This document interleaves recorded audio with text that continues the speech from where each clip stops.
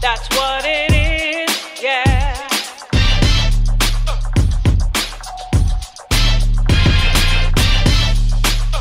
That's what it is, yeah, yeah. That's what it is. Hey, why don't you come on over here and incline your ear? Come sit down with me for a minute. That's what it is. Let me tell you what I see.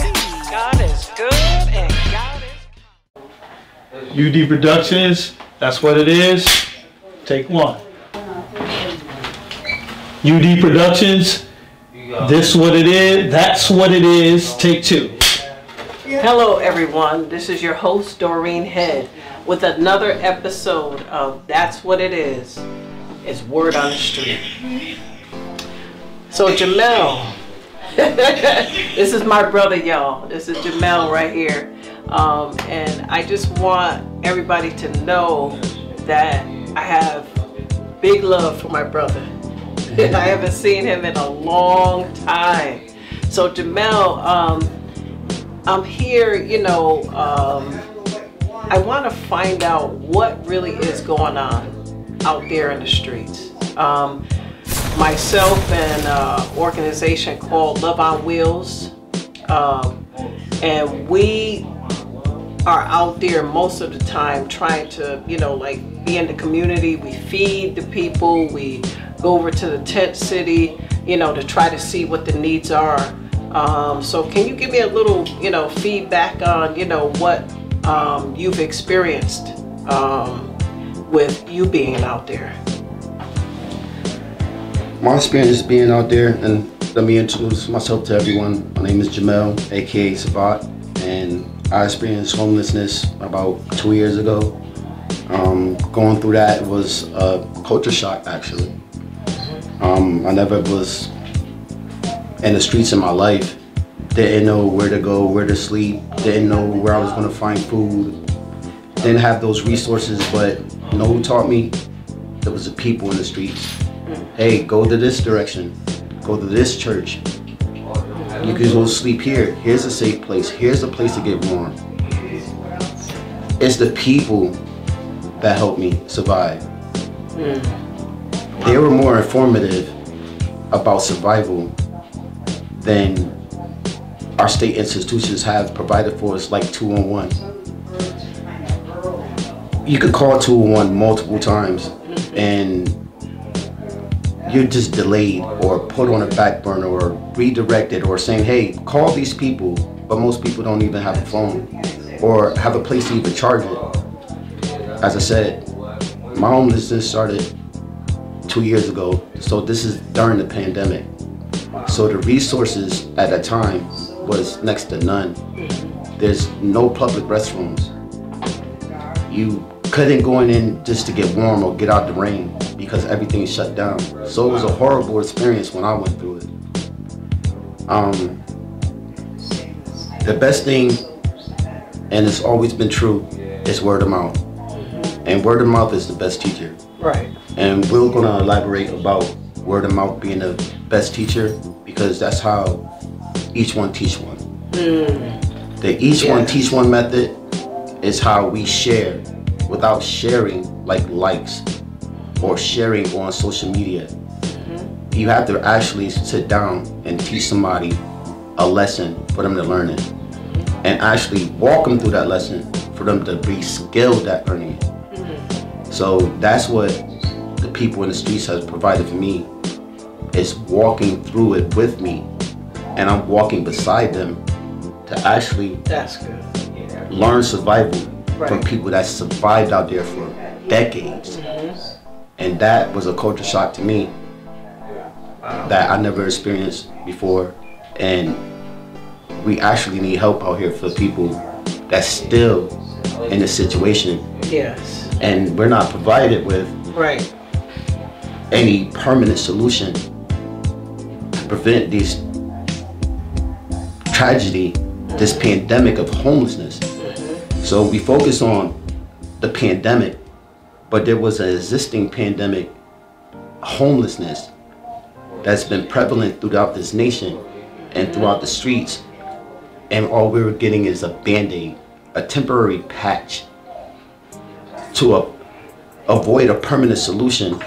And when you're doing such a thing like that, putting a band-aid on something, a band-aid is a temporary solution to people that has a long life expectancy. Right. You talking truth. You talking truth. Yeah, you talking truth. Because some of the people that I met out there on the streets as we were serving them, and they were telling me a lot of things that, you know, have been going on out there. Even like when there was another organization supposedly stepping in to help them, to get them off of the streets, they were mistreating them. So these organizations that's popping up, and most of the time that these organizations that's supposedly quote unquote helping the existing homelessness or the people who that's continuing with this, it's not even a revolving door homelessness, because at least that's a door. This is just an open field of people just marching in from outside neighborhoods and towns. And the best place you could go to when you're outside of a town, and you have to go to a city, because the city has the best help. And with this state, this nation not providing a permanent solution, like I said, it's a field, not a revolving door. This is something like, for instance, when I say a band-aid, the temporary solutions that they have cold shelters for the winter. This is great. Need that, absolutely. Right. But that's the temporary band-aid relief. But during the spring, they kick everybody back out on the street. What? Right. What? Right, yeah. What? Because we're out there helping, you know, and we see this happening to, you know, people that, you know, you say you want to help, and then, like you said, you give them a temporary band-aid, you know, and provide shelter only for the winter months and not all year round. All year round, because we also have a rainy season.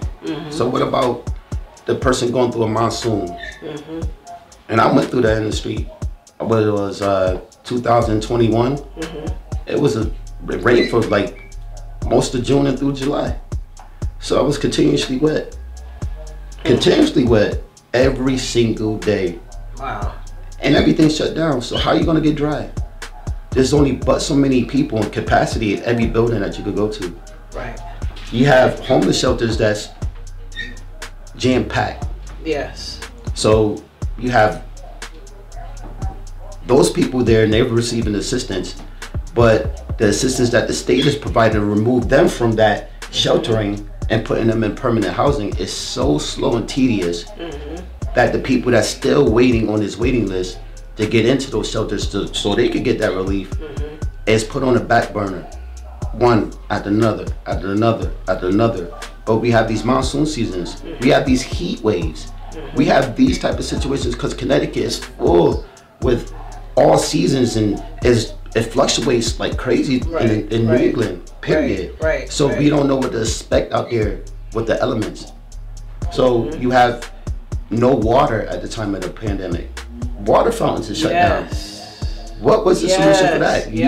You left people out there and made them go through a permanent mental health issue. So you're not just like depriving these people of just like no assistance and no help.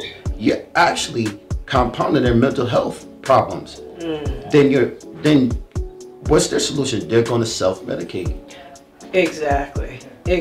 Just to get them through whatever it is that they're going through at that particular time.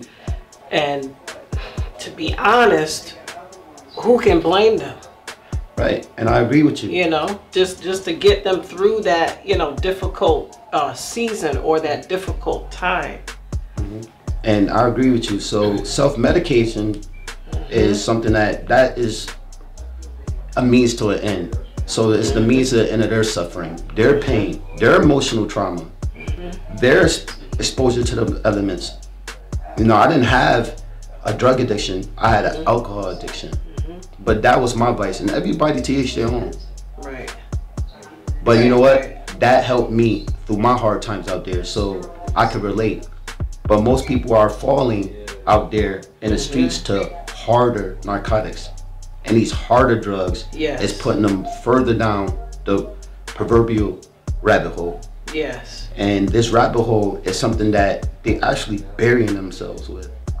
And that's another pandemic I want to talk about. Right, and that's right. the opiate, fentanyl pandemic. Yep, talk about it. Mm-hmm. So I recently experienced a death from a great friend, very loving, kind friend, Jason Melendez. And this really broke. Thank you. Mm-hmm. And this really broke my heart for the fact that this guy was always somebody that will give actually the shirt off his back, his phone out of his pocket to provide you with a phone just because he doesn't have one, because you wouldn't have one. Wow. The guy was that great. Wow. And he helped me and don't even know me. That's how I met him. That's the guy I remember. But he recently passed from fentanyl overdose. Wow. And I had to watch the plug get pulled from my friend. Wow. And Sorry to hear that. Yeah. Wow.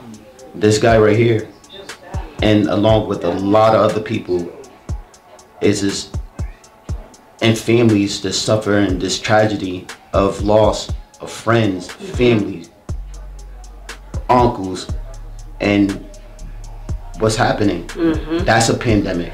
We had over 1 million people die from the COVID virus. Right. But we had over 100,000 people die from opiate abuse in the same time frame, in 1 year. Right. And those numbers are going up exponentially by about 20% every single year. Right. And that is a pandemic that statistically, that we use statistics throughout the world. We use statistics for every button that you press on any icon on your apps. How many taps? But people, they're priceless. Life is priceless. That's right. You can't buy back That's right. a life. But you can't stop those pharmaceutical companies from creating that poison. That's right. Because that's what fentanyl is. That's right. It's poison. Yes, it is. Do you know something, Dorian? Tell me. Fentanyl is prescribed for cancer patients. Wow, I didn't even know that. That's what it's prescribed for. Wow. So you have about 64% of the Americans that's diagnosed with cancer each and every year. But only less than 20% of those people actually needs the fentanyl medication for the pain. Wow. So you have that huge gap of people that really actually need this poisonous medication. Wow. And the people that's under the 20%, Wow. half of those people survive. We're not getting the right results from the people that we elect. That these people that's posting all of these campaign, And half of it is a lie. Most of it. asking for your donations, asking, saying that, hey, I want to be more tough on crime, but the crime actually is within themselves and their own governance. Right. What do I mean? Who promotes fentanyl? Who allows this company to exist? Pfizer creates it. Right. But you're not punishing Pfizer, but you will punish the distributors, Walmart, Right. for distributing the opiates. What sense is that? Right. But at the same time, you'll go in the black community Right. that sold somebody that That's right. fentanyl that got him killed, right? And you'll go prosecute that person and charge them with murder. Right. Right. But you're not Right. doing that to those pharmaceutical companies that's putting the poison out there in the first place. Right. You can't blame the rat for eating the poison that you lay out on the street. Come on now. Come on now. All right? Break it down. That's right. But somebody got to bury that rat and get it out the way, right? So that's what the government think of us. Is this a culling right here? Right. Is this a culling of people? You have you have a way of people blaming the black communities here too, where you have a lot of Because the majority of the people that's dying from the fentanyl overdose is Caucasians. Right. It's Caucasians, the majority. Wow. And the black communities get the blame. But how so? It wasn't somebody from a city came to that out of town, that nice house, to that backyard, knocked on the front door, and said, hey, get all your children, bring them to the living room. They spread out the drugs and said, pick your choice. You'll be here later. No. It was the people that you brought to Disney World. It's the people that did the sleepovers. It's the people you took to prom, this soccer with. Those people, the people that's living in your household, those people put those children on drugs. It wasn't anybody in the black community. It's the black community that accepted them. When you kicked them out your house. Because you didn't want the shame of their drug addiction. And wanted to treat them while you had them in your household. But now they're in the streets. And they're with us. I was with them. When are you going to start saving them before they even walk out your front door? That's right. Before they don't have no door to even walk into the next time they want to find help because you closed it, just like the state closed it. There's no door open for people that have relief in this state or in this nation. That's right. Where's the real pandemic? The pandemic is our sufferance of the people that's inactive and making a solution, a permanent solution to all these issues that we're going through. That's right. That's right. You speaking right. You breaking it down. Yeah. And that's what it is. You know? That's what it is. That's exactly what it is. You know? We're so busy taking care of, you know, all of our, you know, foreign countries over here, giving them what they want, and doing things for them, especially when, you know, they have to flee their countries. Then when they come over here, all of a sudden, oh wow, they get jobs, they get food, they get housing, they get all of it. And I'm like, when they say housing, they get the real houses. They get the houses. Exactly. I'm like, wait a minute, this is not right. We're U.S. citizens, you know, and we get treated like, you know, we're second class. What's up? Second class. Yeah, and then they take our taxpayer dollars, everything. You know what I'm saying? So it's like, wow, really? And see what you just said, taxpayers' dollars, right? Yeah. So what we don't have in our communities is people going to these forums when they have these ballots. Or that's it. So when they have these ballots, right? It is our fault. Yeah. When they have these ballots and about to put it in legislation, right? If there's no one there in City Hall, if there's no one there at the state capitol to say yay or nay or to agree with this, right? If there's no one there, it still passes. If we disagree with it or not, it will pass. Because there's no one to say, no, we don't like that. You can't do that. You have to make sure that you're up on the Connecticut legislation website and go look up these forums and go down there and put your voice to these things that's obsolete still on our general statutes. They're obsolete and they still exist and it's still problematic and they're receiving funds that we should be having. Then the ones that you don't go to those forums with to say yay or nay and it passes and you're against it, it takes a long time just to get it back off. It needs to be more people just persistent about making a change in the community, but it starts like this. It starts with yourselves. It starts with you paying attention when it doesn't cost a thing to pay attention. Life is chess and chess is life. Say that backwards for me. Life is chess and chess is life. You have to go commit yourself, and it's your duty as a whatever religious belief you have, right? It's your duty to make a change for betterment of your fellow man, of your neighbor. And in order to do that, you may have the better solution. A better solution, a better opportunity to go to those places, to those forums and say, hey, I can make it there while somebody's 10 miles away can't do so. I'm just around the corner. I'm up the street. Right. And you can go, hey, nah, I'm against that. And that's that one vote make a difference. Right. And anybody else you bring and say to their attention, hey, this is what you're trying to put on the ballot. Right. And take away our tax dollars, that's preventing more resources for us in homeless situations.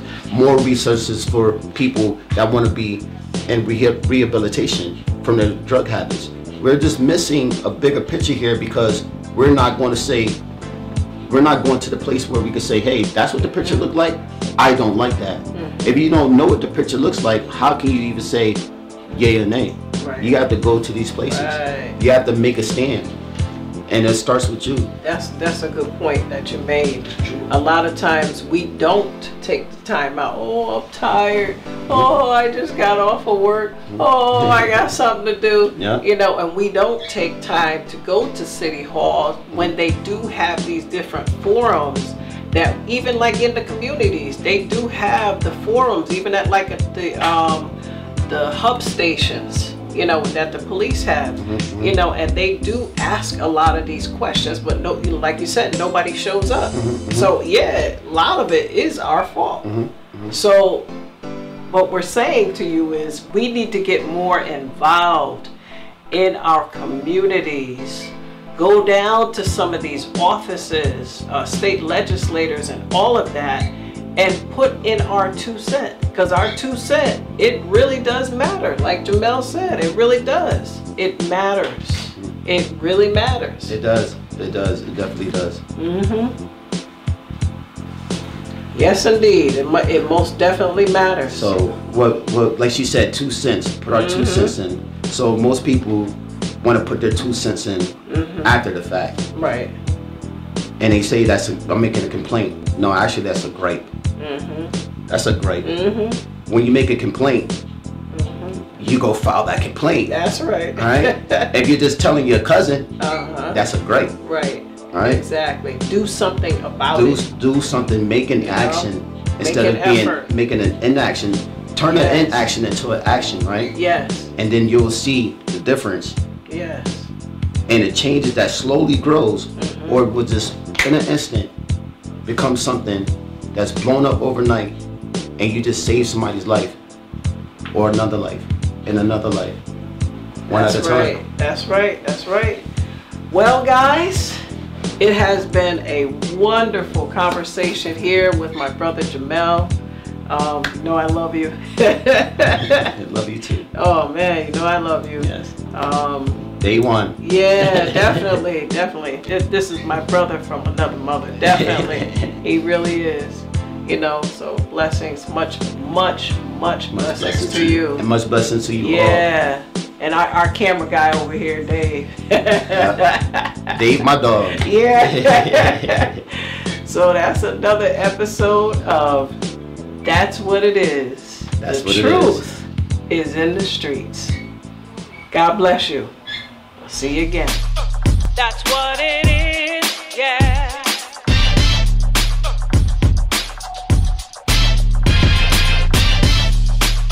That's what it is, yeah, yeah. That's what it is. Hey, why don't you come on over here and incline your ear? Come sit down